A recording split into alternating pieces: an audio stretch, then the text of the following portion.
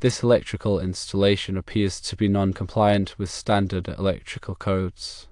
Firstly, the service drop is required to maintain a minimum height of 10 feet above the ground or any other readily accessible surface. The described installation, with a service drop positioned only 2 feet above the meter pan, clearly violates this height requirement. Secondly, electrical codes mandate that the service drop be adequately protected. This protection is typically achieved through the use of rigid conduit or another approved method. In the described scenario, the absence of a conduit to protect the service drop further contributes to the non-compliance. It is highly probable that an electrical inspector would flag these violations and necessitate corrective measures before granting approval for the installation. Let's delve into the specifics of service drop height requirements. The 10-foot minimum height is a critical safety measure designed to prevent accidental contact with the energized service conductors. This height ensures that individuals passing by or working in the vicinity are not exposed to the risk of electric shock. The accessibility of the surface beneath the service drop plays a significant role in determining the required height. If the area is accessible to vehicles, the minimum height requirement may increase to accommodate taller vehicles. Furthermore, the type of service drop conductors also influences the height requirement. Insulated conductors may have slightly different height requirements compared to bare conductors. Consulting the applicable electrical code, such as the National Electrical Code, is crucial for determining the precise height requirements for a specific installation. Now let's examine the importance of conduit protection for service drops. Service drop conductors are exposed to various environmental factors, including weather, physical damage, and potential contact with foreign objects. Conduit provides a robust physical barrier that shields the conductors from these hazards. Rigid metal conduit, intermediate metal conduit, and rigid polyvinyl chloride conduit are commonly used for service drop protection. The choice of conduit material depends on factors such as the environmental conditions, the type of conductors, and the applicable electrical code requirements. In addition to physical protection, conduit also provides a degree of electrical insulation. This insulation helps to prevent ground faults and short circuits, which can pose significant safety risks. The electrical code specifies the types of conduit that are approved for use in service drop applications. It also outlines the proper installation methods for conduit, including the use of appropriate fittings and supports. Now let's discuss the implications of non-compliance with the electrical codes. Electrical codes are established to ensure the safety of people and property. Non-compliance with these codes can lead to a variety of hazards, including electric shock, fire, and equipment damage. The electrical inspectors are responsible for enforcing electrical codes and ensuring that electrical installations are safe and compliant. When an inspector identifies a violation, they will typically issue a notice of violation to the installer or property owner. A notice of violation will specify the violations that need to be corrected and the deadline for completing the corrections. If the violations are not corrected by the deadline, the inspector may take further action, such as issuing a stop work order or disconnecting the electrical service. It is crucial to address any electrical code violations promptly and effectively. This may involve hiring a qualified electrician to make the necessary repairs or modifications. Obtaining the required permits and inspections is also essential to ensure that the installation meets all applicable code requirements. Let's elaborate on the specific issues presented in the question. The 2.5-inch rigid mast service stop extending only 2 feet above the meter pan raises several concerns. Firstly, it likely fails to provide adequate clearance from the ground or other accessible surfaces, as previously discussed. Secondly, the short mast may not provide sufficient mechanical support for the service drop conductors. The weight of the conductors and the forces exerted by wind and ice can place significant stress on the mast.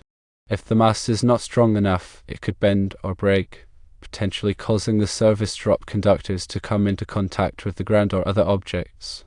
The use of forced service entrance underground conductors coming out and attaching to the wall with an approved device and entering the meter pan with a compression fitting also warrants further scrutiny. While the use of service entrance underground conductors is acceptable in many cases, the specific installation details must comply with the electrical code. The approved device used to attach the conductors to the wall must be suitable for the type and size of conductors being used. The compression fitting used to connect the conductors to the meter pan must also be listed and labeled for that purpose. Furthermore, the conductors must be properly supported and protected from physical damage throughout their entire run.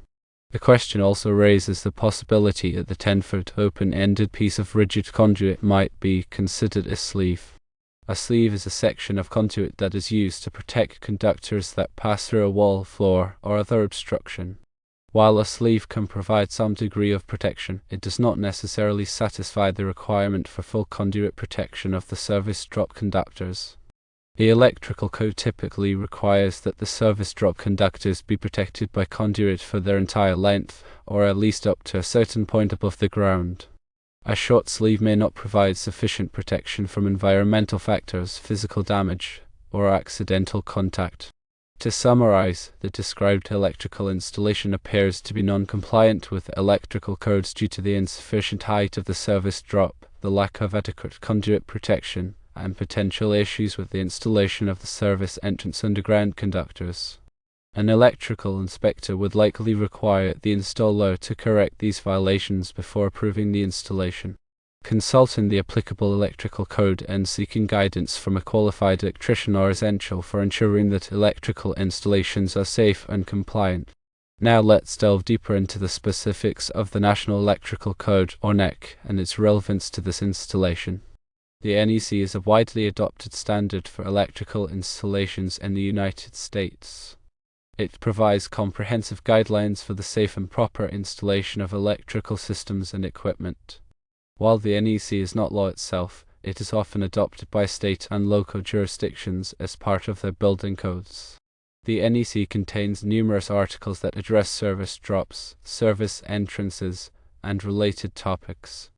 Article 230 covers service entrances, which include the conductors and equipment used to bring electrical power from the utility company to the building.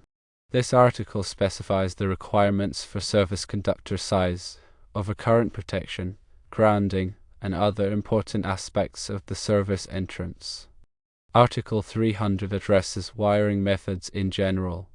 This article outlines the requirements for conduit, cable, and other wiring methods.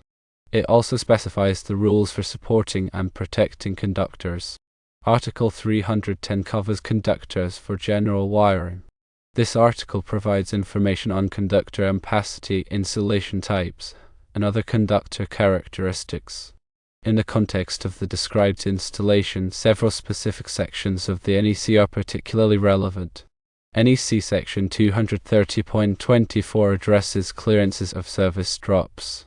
This section specifies the minimum vertical clearances for service drops above ground, roadways, and other areas.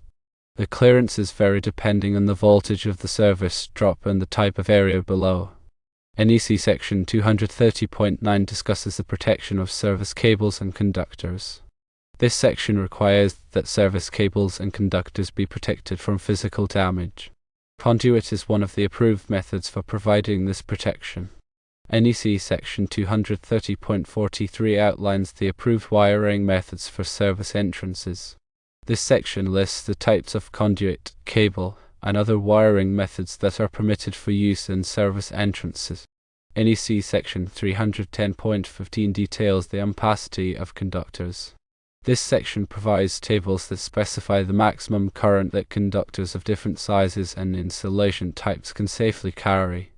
When evaluating the compliance of the described installation with the NEC, it is essential to consider all applicable sections and requirements. A qualified electrician can help to interpret the NEC and ensure that the installation meets all applicable code requirements. Let's also consider some common mistakes made during electrical service installations. One common mistake is using undersized conductors. The conductors must be large enough to carry the expected load without overheating. NEC Table 310.16 provides guidance on conductor ampacity.